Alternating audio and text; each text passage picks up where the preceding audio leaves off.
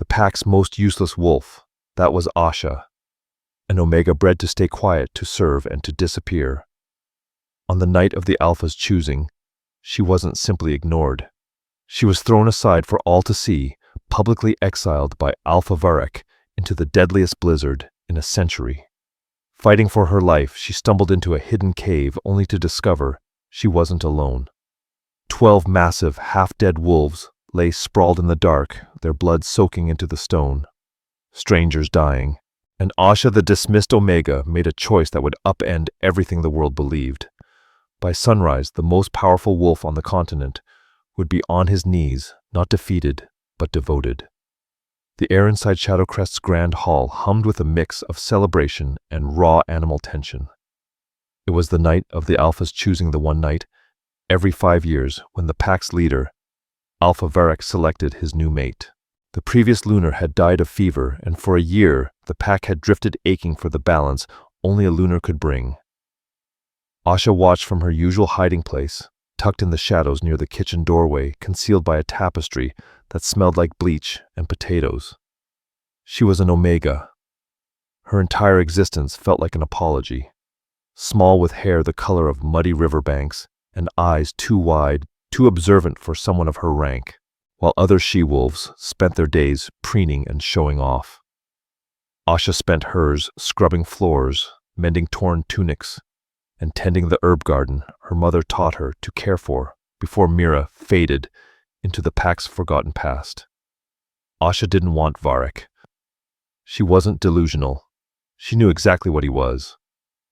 From her invisible corner, she'd seen him, arrogant, vicious temper flaring like a wildfire, and a smile that never touched his cold slate-gray eyes. But some small, shameful part of her wished to be chosen not for the Alpha, but for the title.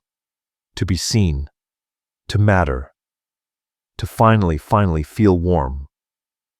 The hall fell silent. Alpha Varek stood on the raised platform, his black and silver fur cloak making him look even broader. He prowled across the stage, his gaze sweeping over the hopeful she-wolves. "You have all served this pack." His voice rumbled, a gravelly baritone that made the floorboards tremble. "But only one has the strength, the lineage, and the loyalty to stand at my side." He scanned the crowd. His gaze skipped over Asha, but for a heartbeat his lip curled. He saw her. He saw her, and he loathed her. Asha shrank deeper into the shadows as humiliation crept cold through her bones. He wasn't choosing a mate. He was selecting a trophy. His stare landed on Sarah. Of course it did. Sarah was the beta's daughter. Fiery red hair, carved sharp curves, and cruelty that matched Varek's own. She stood proudly at the front, chin lifted, a victorious smirk already tugging at her lips. Sarah, Varek announced. The hall erupted in polite if strained applause. Sarah glided up the steps, hips swaying, and took Varek's hand. He yanked her into a bruising kiss as the pack howled in approval. Asha started to slip away. Her duty was done. The feast would begin soon, and she needed to haul the heavy serving platters. But as she turned, Varek's voice cracked through the hall like a whip. "Wait!" The room dropped into dead silence. Every head turned. Asha froze back to the crowd. Our Omega, Varek, sneered, spitting the word Omega like a foul taste. "Asha, get over here." A ripple of gasps passed through the hall. Being summoned on choosing night was unheard of. A cold dread, sharper than winter wind, pooled in Asha's stomach. She turned slowly. Every eye burned into her. She felt naked in her threadbare brown tunic, a badge of shame. She made the long, punishing walk from the shadows to the platform, keeping her gaze on the worn wood floor. "Look at me," Omega Varek commanded. She forced her head up. He and Sarah stared down at her like a king and queen judging a peasant. Sarah's eyes gleamed with malice. "Did you actually think," Varek asked, voice deceptively soft, "that you had even the slightest chance? No Alpha." Asha whispered, voice raw. "Good," he laughed. "Because your presence, your weakness, stinks. It pollutes my pack. You're a weed in a garden of roses." Varek's Sarah purred, touching his chest. Don't waste your breath on it. Just send it away. You're right, he said. He turned back to Asha. You are worthless. You are rejected. It wasn't a proposal she was denied. It was her right to exist. But simply rejecting her wasn't enough. Was it? Varric murmured, savoring the spectacle. A weed should be ripped out by the roots. You are exiled, Asha, effective immediately. The silence in the hall was absolute, broken only by the first faint howl of the wind outside. Exiled in the heart of blood winter. It was a death sentence. You can't, a quivering voice protested. It was Lunar, an older Omega who had sometimes shared scraps with Asha. Varric's head snapped toward her. What was that? He growled. Lunar shrank but refused to retreat. The Storm Alpha. The elders call it the Hunter's Moon. No one survives a night like this, beyond the wards. Then she'd better start running, Varric snarled. He seized Asha's thin arm, his grip digging into her skin like steel. He dragged her through the stunned crowd out of the great hall and toward the massive oak doors of the pack house. With one vicious shove, he sent her sprawling. Asha hit the snow-covered steps, the cold slamming into her like a physical punch that stole her breath. The wind no longer, a distant howl, screeched like a banshee, clawing at her thin tunic and freezing her hair to her face. If the moon goddess favors you, you might reach the tree line before the frost steals your lungs. Varric mocked from the doorway, bathed in the hall's warm golden glow. But I doubt it. Sarah stood beside him, wrapped in his fur cloak, smiling. The door slammed shut. A heavy thud followed, then the grinding sound of the iron bar locking into place. She was shut out. Asha pushed to her knees. Snow already piled past her ankles, a powdery, deadly white. She glanced back at the door at the fortress that had been her prison, and for one night, her only home. A howl tore through the air, not from the pack but from the storm itself. Run. The single command cut through her shock. He was right. Her only chance was the forest, the thick pines of the Blackwood. Maybe they would offer the smallest bit of shelter. She forced herself up, her body shaking so hard her teeth clattered. Wrapping her arms around herself, she plunged off the steps, leaving behind the jeering laughter and the warm light of Shadowcrest's pack house. She was Asha the rejected, the exiled, and she was running for her life. The world dissolved into swirling gray and white. The wind didn't simply blow. It attacked. It slammed into her from every direction, armed with needles of ice that pierced every inch of exposed skin. Asha's cheap, cracked leather boots soaked through instantly, and her feet turned into numb, useless blocks. She couldn't see the pack house anymore. She couldn't see the forest, only the few feet ahead of her, a churning vortex of snow trying to swallow her whole. Keep moving. Don't stop. Her wolf, a timid, quiet creature she barely sensed, whimpered in the back of her mind. Cold. So cold. Give up. Lie down. It will be warm. It will be quick. No, Asha screamed inwardly. She would not give Varric the satisfaction. She would not be found in the morning as a frozen statue just yards from his door. She would live if only out of spite. She tripped over a buried log and fell face first into a deep drift. The snow was soft like a feather bed. Down here everything was muffled, safe. Her wolf sighed. Yes, here. Rest. Asha's eyelids grew heavy. Sleep. It would be so easy. A sound snapped her back into her body. A sharp crack of a branch, impossibly loud in the storm, followed by a low, guttural growl. It wasn't the wind. Wolves. But not pack wolves. This growl was deeper, ragged, dripping with feral hunger. Rogues. Or worse, the night fangs, the half-mad, elder-born blooded wolves, rumored to haunt these mountains, driven insane by their mingled lineage. They were pack ghost stories meant to scare pups. And they were real. Adrenaline, cold violent, flooded Asha's veins, burning away the fog. She scrambled from the drift heart, slamming against her ribs. She could smell them now beneath the pine and ice, the rancid metallic stink of dirty fur and old blood. She ran. She had no idea where she was going. She was off the path. She was deep inside the oldest stretch of the forest, the place the pack elders called the teeth of the mountain. The trees here grew thicker, their snow-loaded branches forming a dark, suffocating canopy. Another growl. Closer. She could hear them padding behind her, their heavy paws crunching through the snow.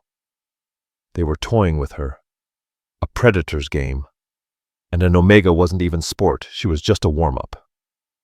Asha's lungs burned like she was inhaling fire. Her legs felt like lead. She crashed through a curtain of snow-weighted branches and skidded to a stop. Solid stone beneath her feet. The earth ahead vanished. A cliff. She stood at the edge of a cliff. She wavered, caught her balance, then looked down. A sheer drop into a wind-thrashed black canyon. Death. She turned. 3 shadows peeled themselves out of the blizzard. They were enormous, bigger than any wolf she had ever seen, with mangy fur and eyes glowing a sickly pale green. Night fangs. Not a bedtime tale. The lead wolf, a scarred brute, missing an ear, padded forward, its lips pulling back from yellow, rotting fangs in something like a smile. Asha was trapped. Death by falling or death by fang. She scanned left, then right. The cliff formed a curved wall, but there on her right, half hidden beneath frozen ancient ivy, was a darkness, a hollow carved into the rock, a cave. The lead wolf lunged. Asha didn't think. She dove. She scrambled on all fours, ripping away the icy ivy and hurling herself into the blackness. She heard the snap of jaws inches from her ankle. She hit a sloping stone floor hard, the impact knocking the last of her breath out. She rolled gasping and slammed her back against a cold, damp wall. The 3 night fangs piled at the entrance, snarling, snapping their pale eyes, burning as they tried to peer into the dark. But they hesitated. They paced, sniffing the air at the cave's threshold, yet none dared cross it. The lead one let out a furious, frustrated howl and shredded the ivy, but still retreated. After a moment, Asha heard them rumbling at each other, and then the sounds faded, swallowed by the storm. They were gone. Why? Why wouldn't they come in? What was inside this cave that even a night fang wouldn't face? Asha's heart pounded so violently, she thought it might burst. She lay in the pitch blackness, her breaths ragged and painful. The air felt different here, still, but not empty. It smelled like iron, like ozone, and overwhelmingly like blood. She wasn't alone. She fumbled at the small pouch tied to her belt. Her numb hands finally found what she needed: a flint, a shard of steel, and a wax-wrapped bundle of dried tinder. She was always prepared. An Omega always had to be ready to make fire for others. Her hands trembled so badly that her first 2 attempts failed, but on the 3rd strike, a spark caught. The tinder glowed, then bloomed into a tiny flame. She lifted it and screamed. The flame revealed a nightmare. The cave was enormous, a vast stone cathedral, and it was full of wolves. Everywhere. Sprawled across the floor, slumped against the walls, tangled in collapsed heaps. But they weren't night fangs. These wolves were breathtaking. Their fur black-gray, deep auburn was thick and regal, even soaked with blood and snow. And they were enormous, bigger than Varric, bigger than any wolf she had ever imagined. These weren't ordinary wolves. These were dire wolves, creatures of legend. She counted. 1, 2, 12. 12 wolves, and not one moved. A few lay half-shifted in human form, bodies bare and carved with wounds. Not scratches. Wounds. Deep black-rimmed gashes that looked less like claw marks and more like they had been carved by poisoned steel. Asha's tiny flame flickered, casting monstrous shadows across the cavern. She crept toward the nearest figure, A man with hair as dark as a raven's wing slumped against a boulder. His chest rose and fell, but the breath was shallow and broken. She reached out with a shaking hand and touched his shoulder. His skin burned with fever. She was inside a cave, sheltered from the blizzard, surrounded by 12 dying, unknown, impossibly powerful shifters. The Night Fangs hadn't feared her. They had feared them. Her tiny flame sputtered out and died, plunging her back into the blood-scented dark. The darkness swallowed everything, but the sounds were painfully clear. A low, wet gurgle from somewhere deeper inside the cave, a strained, whistling breath from the man beside her. The steady, slow drip, drip, drip of melting ice or blood. Asha's first instinct was to bolt to race back into the storm and take her chances with the Night Fangs. Whatever had happened in this cave, it was the heart of a violence she couldn't even grasp. The Night Fangs feared this place for a reason, but as she scrambled backward, her hand brushed the arm of the man she'd touched earlier. His skin burned like molten iron. The fever was raging. He was dying. Mira's voice, soft as a spring breeze, whispered through her memory. "We are Omega's, Asha. We are not strong like alphas or swift like betas. We are the heart. We see the pain and we heal it. That is our strength. Never let them call it a weakness." Varric had called her weak. Sarah had called her worthless. She stared at her own hand, barely visible in the murk. She had nothing. No pack, no home, no future. She was an exile, a ghost. But I am not worthless. A new, unfamiliar resolve hardened in her chest. It wasn't fiery. It was cold and steady, a quiet fury. She wouldn't let these men, these wolves, die if she could stop it. To save them, or die trying, was a better end than freezing alone in a snowbank. "I am not weak," she whispered into the dark. Action. She needed action. She grabbed her tinderbox again. This time her hands were steady. She struck a spark and lit the small bundle. She scanned the cave and spotted a heap of brittle, long-dead branches in the corner, dragged here by some animal. A blessing. Within minutes, she had built a small, crackling fire. It was pathetic against the vast, icy dark of the cavern, but it was something. The flickering glow revealed the true devastation. A battlefield. The 12 wolves, or men in various stages of shift, were a unit. They wore remnants of black tactical gear, now shredded. The sigil on a torn piece of leather armor caught her eye, a crimson wolf's head, snarling. She didn't recognize it. She turned back to the man nearest her, the raven-haired one. He was built like a warrior. Every line of him, muscle and old scars. Even with fever twisting his expression, his face was noble, strong jaw, straight nose. A fresh wound carved across his ribs seeped a black, foul-smelling poison. Poison. That was why they were fading. This wasn't a lost fight. This had been an ambush, an assassination. Asha tore a strip from the hem of her tunic. It was all she had. She ran to the cave mouth and scooped handfuls of the cleanest snow she could reach. She used it to wash the wound. The man let out a deep, rumbling groan that vibrated through her bones, but he didn't wake. "I know," she murmured softly. "I'm sorry.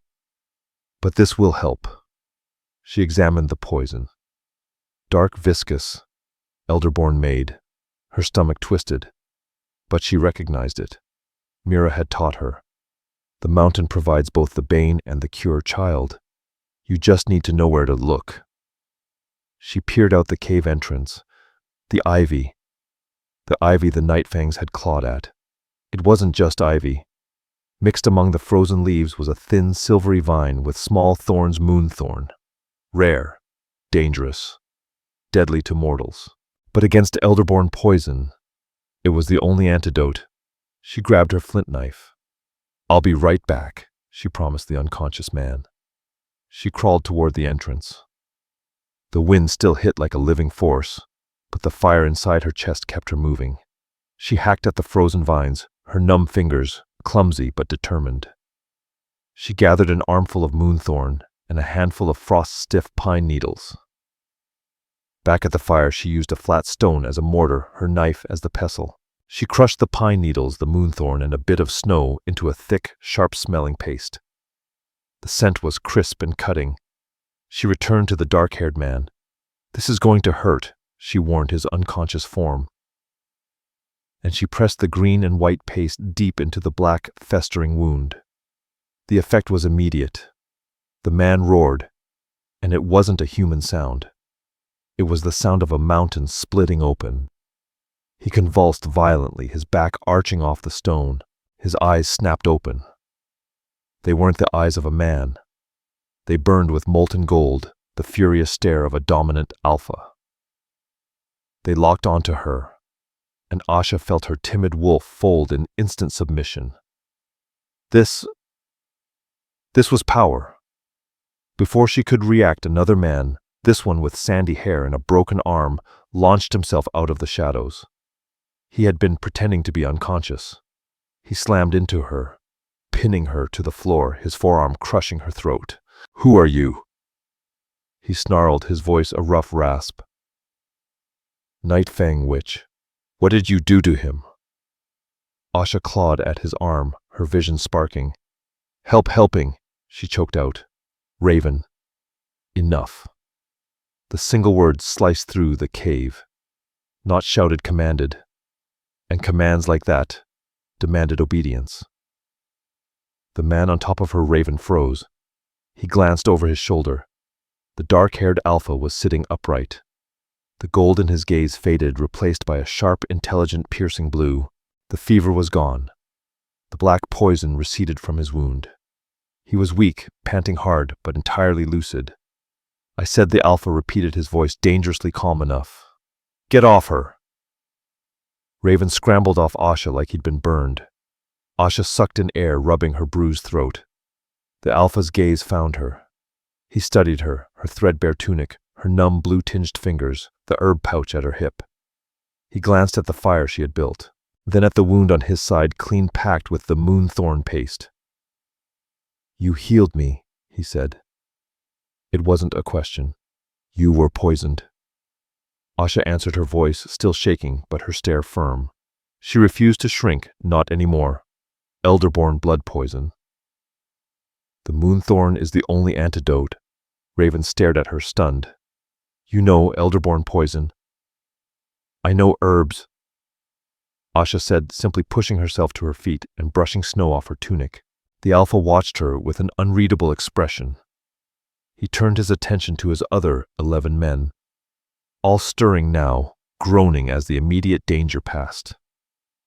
"My name is Raven," the sandy-haired man said, his tone no longer hostile, wary now, edged with reluctant respect. We owe you a debt. I don't want a debt." Asha sighed, exhaustion crashing into her. The adrenaline drained out of her. "I just couldn't let you die." The alpha locked eyes with her. He saw the bruise forming on her throat from Raven's arm. He saw the deeper, older bruises she carried under her skin. "Who are you, girl?" he asked, his voice low and compelling.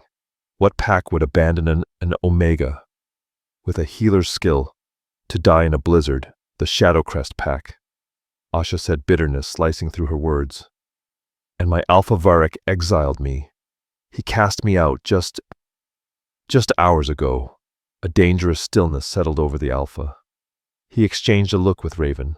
Varric the Alpha repeated the name, tasting like poison. "Of Shadowcrest?" "Yes," Asha answered, confused. "Do you know him?" Before the Alpha could respond, a new sound rose from the cave's entrance. The wind had eased slightly, and in the lull, Asha heard it, men shouting and the thump of heavy paws in the snow. "I knew I smelled a rat," a voice boomed, a voice that froze Asha's blood, colder than the storm. It was Varric. He had tracked her. The cave moments ago, a sanctuary, turned instantly into a trap. "They're here," Raven hissed, grabbing a wicked knife from his boot. He tried to stand, but his legs buckled, the poison still eating at him. He cursed, face pale with fury and helplessness. The other wolves struggled upright, broken bones, poisoned wounds, pure stubbornness keeping them moving. One massive man with a red beard.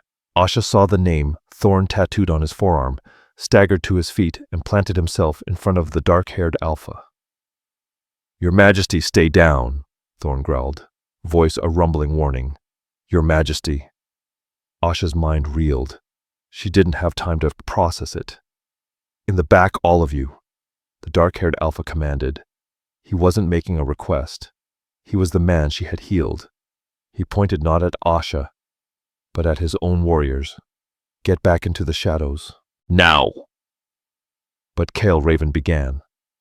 "That is an order," the Alpha Kale snapped. Even weakened, his voice hit like a physical force. It was the voice of a man who had never once been denied. The royal bearing was unmistakable now. Asha understood these weren't random rogues. They melted backward into the darkness of the vast cave. They were wounded, but they were predators, and predators knew how to vanish. Kyle stayed where he was, near the fire, his back resting against the cave wall. He looked at Asha. The flames reflected sharply in his piercing blue eyes. "And you," he said, his voice softening, "only a fraction stay by the fire. Don't speak. Don't move. Let me handle this." Asha's heart slammed against her ribs. "He's my Alpha," she whispered. "He won't listen. He is not your Alpha." Kyle said the words, a cold final verdict. "He's just a male. Now do what I said." Asha nodded, throat tight. She backed toward the fire, gripping her hands so hard that her nails cut into her palms.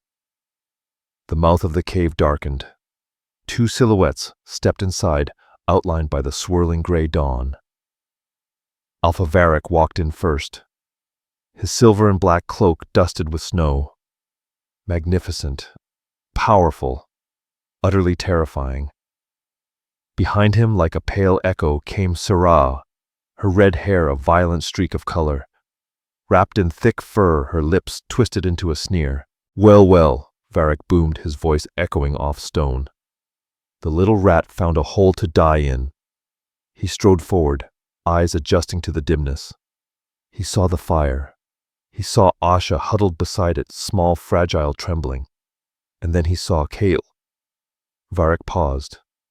He hadn't expected this. He saw a man, large, yes, but battered. Leaning against the wall, his clothes shredded, his black hair, stuck with sweat, and a poultice packed against his ribs. Varric's eyes narrowed. He sniffed the air. He smelled blood. He smelled poison. And beneath it, something else. A core of power, deep and ancient, but muted. The man clearly weakened. "Who is this?" Varric demanded, gesturing at Kyle with a dismissive flick. "Another rogue. Did you drag in a wounded stray to whine to Asha?" Sarah laughed, a high, glassy sound that made Asha's skin crawl. "It looks half-dead, Varric." "Just like her. Maybe they can die together. How romantic." Asha flinched, but Kale didn't look at her. His gaze stayed fixed on Varric, cold, assessing. He watched a mouse, unaware that a hawk was circling overhead. "This cave is under Shadowcrest jurisdiction," Varric declared, puffing his chest. "I am Alpha Varric. Whatever stray you are, you will answer to me, or this Omega pays for sheltering you." Kyle remained utterly silent, just staring, and that stillness was more threatening than any roar. "What's wrong?" "Frost steal your tongue," Varric sneered, stepping arrogantly toward the fire. "I'm speaking to you, rogue." "And Kale said quietly, but his soft tone filled the cave. "Am listening." Varric stopped. The man's voice held no fear, no submission, only a dark, bottomless calm. "He's mine, Varric." Asha said, her voice small, but unwavering. Varric, Kale, and even Sarah whipped toward her in shock. "What did you say?" Varric barked, fury flashing in his eyes. Asha forced herself upright, onto her knees. She was terrified, but Varric's arrogance, his blindness to the danger in front of him, lit something wild inside her. "I found him," she said, her voice firmer. "Him and his men. They were wounded. I'm a healer.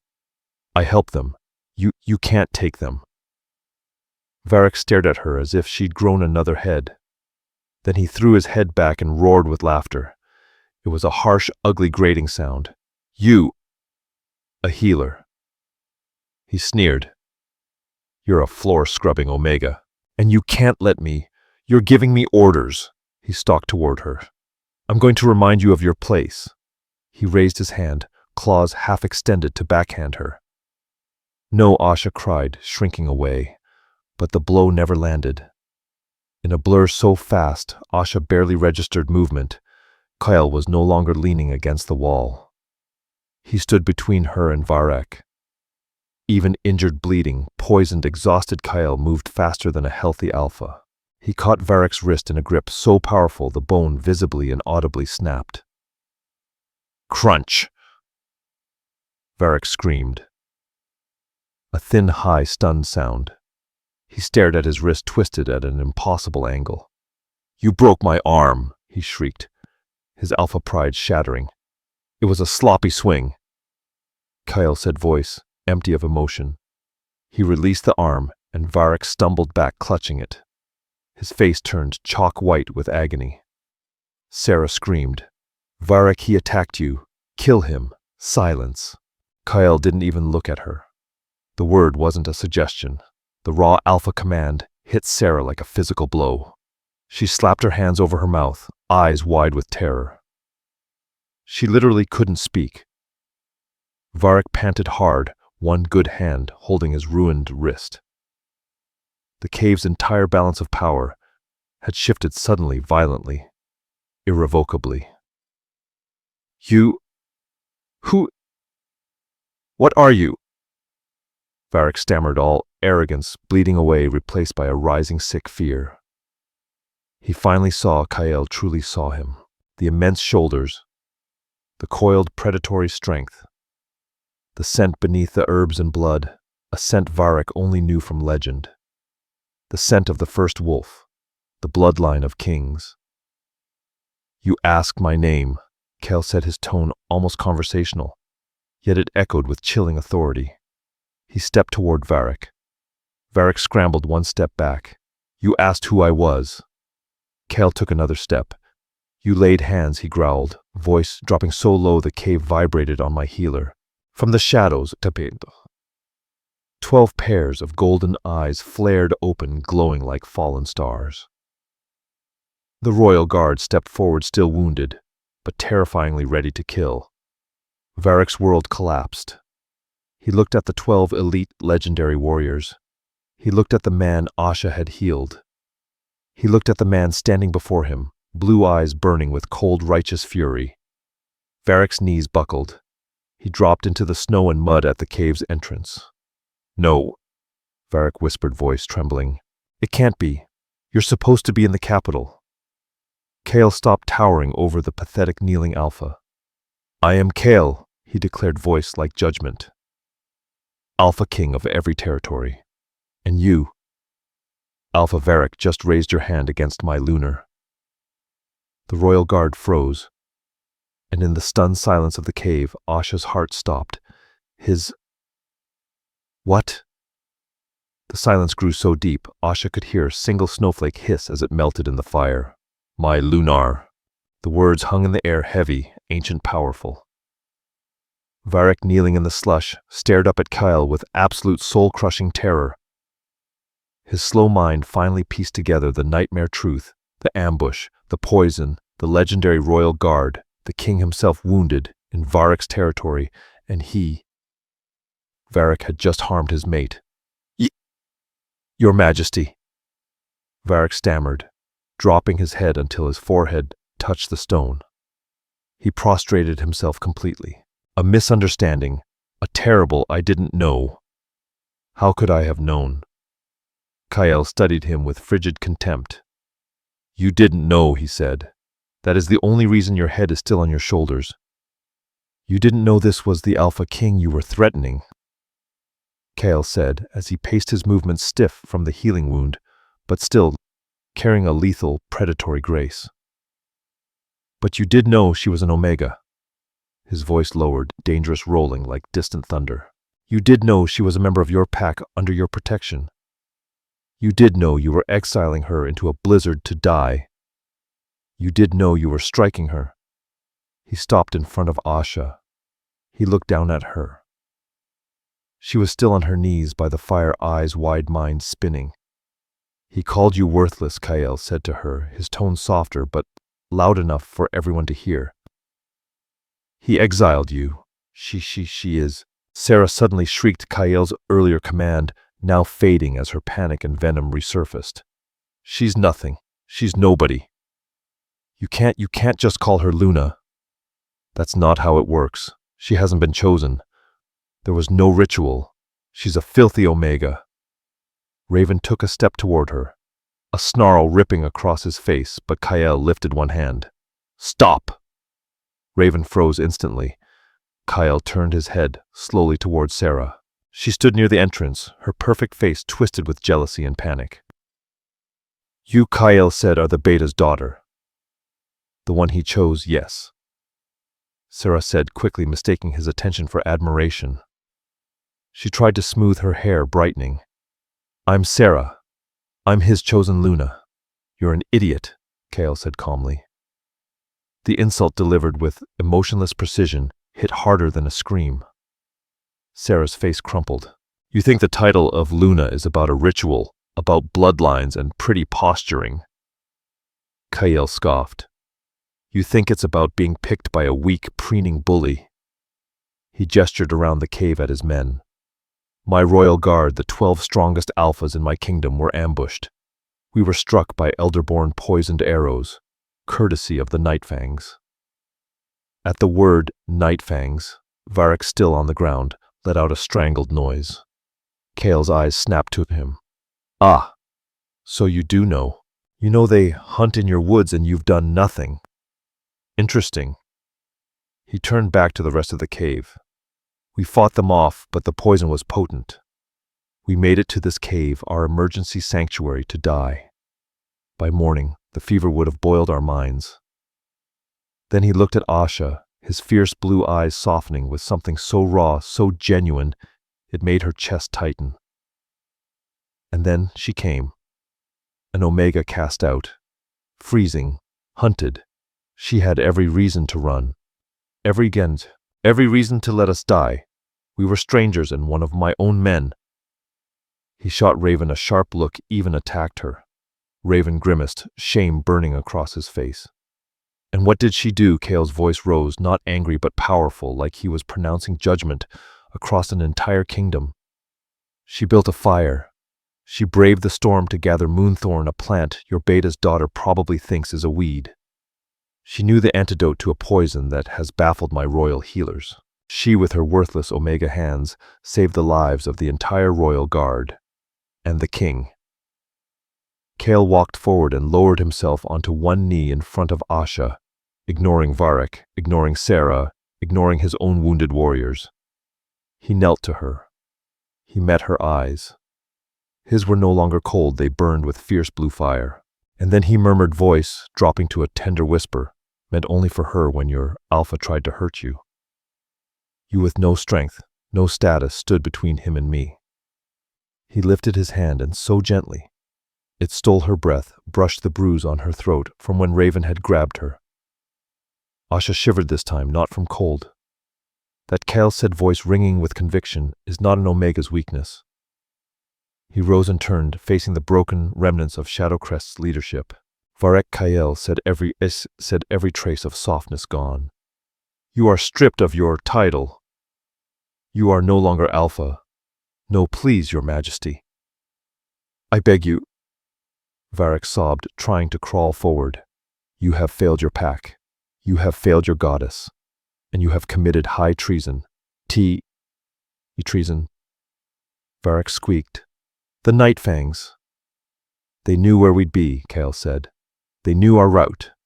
An ambush like that requires inside information from a pack, from an alpha who was likely getting paid with stolen goods. An alpha who let them hunt in his territory so long as they stayed away from the pack house. Varric's face shifted from terrified to chalk white. Caught. Raven. Thorn. Detain him, Kael ordered. He will be taken back to the capital for a public trial. He will beg for the death he so casually tried to give this Omega. Even wounded Raven and Thorn surged forward and hauled Varric upright. He sagged between them, a broken, defeated wolf. And her Raven said, pointing at Sarah, who now shook uncontrollably, tears streaking down her face. "She is an accessory to her alpha's cruelty," Kale said. "But her truer crime is ignorance. She will be taken as well. She will not serve as a Luna, but in the royal kitchens. She will scrub floors and learn what real work is. And if she's lucky, humility will eventually find her. If not, she'll just be a very clean fool," Sarah wailed as Thorn grabbed her arm and dragged her beside Varric. The cave fell quiet again. The storm outside softened, and the first pale morning light filtered through the entrance. Kyle stood in the center, the undisputed authority in the room. He was injured, his clothes torn, but he had never radiated more power. Then he turned to Asha. She was the only one left untouched. The guards, the prisoners, everyone waited. Kyle walked toward her. For the first time in her life, Asha felt seen. Truly, irrevocably seen. He saw the healer, the outcast, the survivor. He saw strength she never believed she possessed. And then, to the stunned disbelief of everyone in the cave, the Alpha King Kale, the most powerful man on the continent, lowered himself onto one knee. He sank onto the cold stone floor, placing himself beneath her. He took her small, cracked, herb-stained hand in his large, warm, calloused one. "Asha of no pack," he said, his voice formal but trembling with emotion. "You saved my life. You saved my men. You carry the courage of an Alpha, the wisdom of an elder, and the heart of a true Lunar. The moon goddess did not reject you. She hid you waiting for me." He looked up, his blue eyes locking onto hers. "I'm asking not as a king commanding, but as a wolf, as a man. Will you give me the profound honor of being my partner? Will you stand at my side, not as a trophy, but as my equal? Will you be my Lunar Asha? Yes or no?" Asha's world, which had already been flipped, broken, rebuilt, and spun upside down over the last 8 hours, tilted one final time. An Alpha King knelt at her feet. Her mind went blank. She could only stare at the dark, raven-black crown of his hair. She noticed a streak of mud and dried blood near his temple. She felt an overwhelming, ridiculous urge to reach out and wipe it away. "He's asking you a question," her own voice whispered inside her head. I... She stammered, throat bone dry. Kel didn't rush her. He simply waited, his steady gaze holding hers, his hand cupping hers, with a gentle warmth that seeped into her frozen limbs, melting a chill that had lived inside her for years. She looked past him. Raven and Thorn stood grim-faced, holding Varric and Sarah, both staring at the scene with horrified disbelief. The other 10 members of the Royal Guard, wounded weary, were watching too. But they weren't horrified. They were hopeful, respectful, looking at her as though she were the answer to a prayer. Asha, the Omega, the floor scrubber, the reject. She looked back at Kyle. She saw the man she had healed, the warrior who had defended her, the king who had judged her tormentors. But beneath all of that, she saw something else. Vulnerability. He was the king, yes. But he was also a man kneeling on cold stone, asking. He wasn't declaring her his Lunar out of anger as he had earlier to Varric. He was giving her something no one, least of all, Varric, had ever given her. A choice. "Why me?" she whispered so softly, only he could hear. "You're the king. You could choose anyone, any high-born Alpha's daughter. Why this?" She gestured to herself, her ragged tunic, her dirt-streaked skin, her trembling hands. "Because," Kyle said, his voice dropping low, as his thumb stroked the back of her hand, "those high-born daughters would have run. They would have screamed. They would have fainted at the sight of blood. But you," he continued, his tone thick with admiration, saw 12 dying wolves, and your first thought was to save them. You saw poison, and you knew the cure. You saw an enemy, and you stood your ground. I don't want a high-born daughter, Asha. I want a partner. I want you. A single tear, hot heavy, slipped down her dirt-streaked cheek.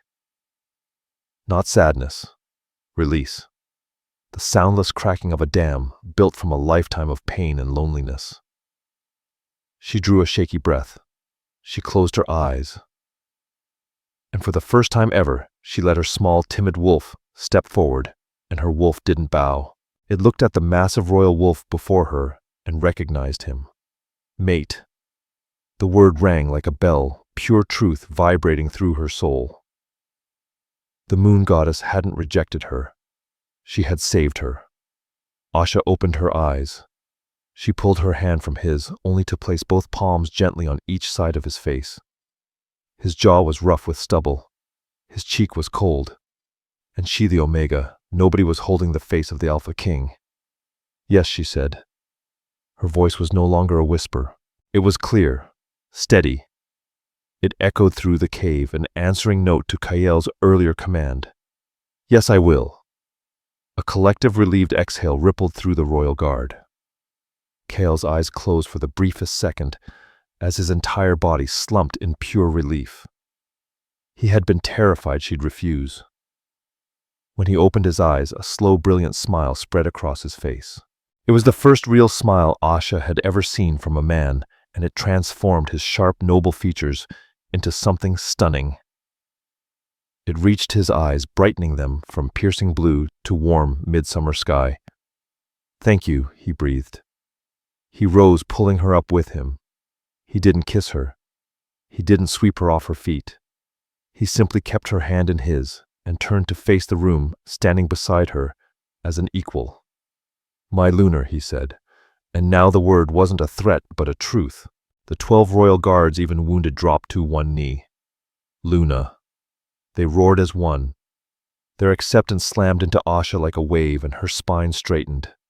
She was no longer Asha the Omega. She was Asha Lunar, of the royal pack. Varric Kael's voice snapped back to ice. You will be the first to kneel. You will address your new Lunar, the one you exiled. Held between Raven and Thorn, Varric trembled with a fury so consuming it robbed him of breath. Kneel! Raven growled, slamming his boot into the back of Varric's legs. Varric collapsed. He refused to lift his head. Look at her, Kael commanded. Slowly, eyes burning with a hatred that was almost impressive, Varric raised his gaze. He saw Asha, standing tall, hand in the king's. Her face streaked with tears and dirt, but her eyes were no longer timid, downcast Omega eyes. They were the clear, steady eyes of a Lunar. He spat, venom dripping. A good start, Kael said coolly. Take them. Get them topside. Send a signal to the royal airship. I want them in a cell before noon. Raven and Thorn bowed. Yes, Your Majesty. They dragged Varric and the sobbing Sarah out into the newborn light. The storm was over. Asha and Kael remained with the 10 remaining guards, who now pushed themselves upright, bowing respectfully. Go, Kael told them. Secure the perimeter. Locate our packs. And thank you for everything. One by one they nodded and filed out, each pausing to give Asha a deep, earnest nod of respect. Finally the cave was empty. Just Asha and Kael standing in the vast, silent cavern. The fire had burned low, and golden morning sunlight streamed through the entrance, cutting a bright beam across the darkness, illuminating drifting dust motes in the air. Asha stared at her hand still wrapped in his. So small. I don't know how to be a Lunar, she whispered, doubt creeping in. I don't know how to be a queen. Kael turned to her. He lifted his free hand and finally wiped the streak of dried blood and dirt from her cheek with an impossibly gentle touch. You don't have to know, Kael said, his voice low and intimate. You just have to be. You became a Lunar the moment you chose to build that fire. You became a queen the moment you stood against Varric. He smiled softly. The rest, it's just learning, and I'll be with you. We'll learn together. He squeezed her hand. Storm is over, Asha. It's time to go home. Home, she whispered. My home, he said. Our home. The royal pack. He guided her toward the cave entrance, toward the rising light. She stepped forward, then paused, turning back to look at the dark, blood-stained cave that had been her prison, her refuge, and her crucible. She would never forget it. She turned away from the darkness, and with her hand clasped firmly in the king's, Asha stepped into the morning. The light was blinding. The post-blizzard sun exploding off fresh snow stunned her senses. The sky was a sharp, cloudless blue. The storm had scrubbed the world clean. It's beautiful, she breathed. It is, Kel agreed, though his eyes were fixed on her as she drew her first deep breath of bitter cold dawn air. They stood on a high ledge overlooking a vast canyon. Below, the royal guard moved with purpose. Raven fired a crimson flare while Thorn secured the hands of a slumped, broken Varric and Sarah. As soon as Asha and Kale appeared, the guards bowed their heads. Varric, seeing the respect she commanded, let out one final impotent growl. Asha flinched, old fear echoing through her bones. Kale instantly stepped in front of her, shielding her with his body. His power rolled off him, silent, crushing, absolute.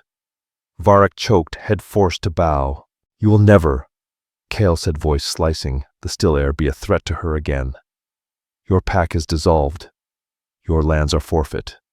You are nothing. He turned his back on the broken male, the ultimate dismissal. Then he scooped Asha up into his arms. She gasped. Kael, your wound. It is nothing, he said, holding her as though she weighed nothing at all. You are everything. And my name is not my title. You may call me Kael, but I would prefer you call me your mate. Asha's heart, once shattered beyond repair, felt full for the first time. She rested her head on his broad chest, listening to the steady, strong beat. Kael, she whispered, my mate. It felt right. It felt destined. He carried her down the sunlit path, leaving the cave and its shadows behind. 1 month later, Asha stood in the Queen's Garden, a massive, sun-drenched greenhouse at the center of the royal pack. She wore a deep green gown, her hair braided with silver clips, as she taught a small group of young healers. Books will call this a poison, Asha explained, holding up a sprig of moonthorn. But omegas tend the world. We see what alphas overlook. This vine is the cure. Luna. How did you learn this? One student asked. Before Asha could answer, a warm presence settled behind her. I came to steal. My mate, Kael rumbled. The healers bowed. As you were, he said, smiling as he pressed a kiss into Asha's hair. Though I see she's busy teaching treason, telling omegas to ignore books written by alphas. Revolution. Asha corrected with a laugh, swatting his arm. I'm teaching healing. Her gaze drifted to the far end of the garden where a lone figure scrubbed pots. Sarah, her red hair tied under a kerchief, shoulders slumped. She's learning, Kael said quietly. She reminds me of what I was, Asha whispered. No, Kael said, turning her gently, his eyes warm but firm. She is what you feared you were. You were never her. You were always a queen, just one without a crown. He grinned, blue eyes sparkling. Now, are you finished with today's revolution? Because your king has a very private request for his Lunar. Asha laughed, a sound free and bright. Lead the way, my king, she said, taking his hand. And so the rejected stone became the foundation of a new kingdom. Asha, the Omega no one saw, became the Lunar everyone looked to. Proving true strength isn't the power you're born with, but the courage you show when you have nothing. Her heart, once cast into the cold, now ruled with a warmth that healed an entire land. What did you think of Asha's incredible journey from outcast to queen? Was Varric's fate deserved? If you love this story of justice, destiny, and the power of a kind heart, please show your support. Hit that like button. It truly helps the channel. Share this video with someone who needs a story of hope. And don't forget to subscribe and ring the notification bell so you never miss another epic tale. We have so many more stories to tell, and we can't wait to share them with you. Thanks for listening.